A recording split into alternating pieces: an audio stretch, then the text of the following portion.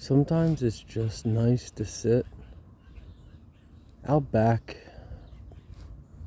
in the evening for 5-10 minutes before I start working again. Just relax, take in just nature and life. This is the best way to have idle hands. You see, so many people have idle hands and they use that free time to gossip or cause drama or snoop, when all you have to do is just go sit out, just relax, think, come up with ideas to get ahead, come up with ideas to be a better person. Whatever you do, just relax and let the drama go.